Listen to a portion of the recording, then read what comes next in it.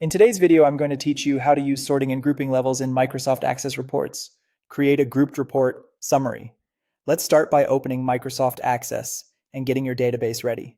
If your data is already in tables or queries, you're set.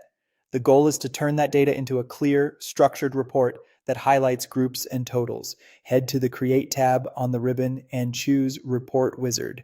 The wizard gives you a guided path, which is perfect for building a grouped, summarized report without diving into design view right away. When the wizard opens, pick the table or query that holds the records you want to report on, then select the fields to include. Think about your audience. Choose the columns that tell the story and skip anything that clutters the page. Click Next to continue. Now it's time to define grouping levels. This is where your report gains structure. Choose a field that makes sense to group by, such as a category, department, region, or a date field. You can add multiple levels if you want a hierarchy. For example, group by region first, then by city. For date fields, consider grouping by month or quarter to make trends easier to read. Grouping creates section headers and footers that separate each chunk of data and make summaries possible.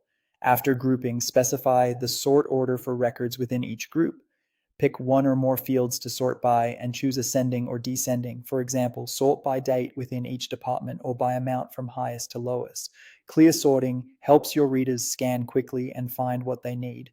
Next, click the Summary Options button. Here you select which numeric fields to summarize, using totals like sum, average, min, or max.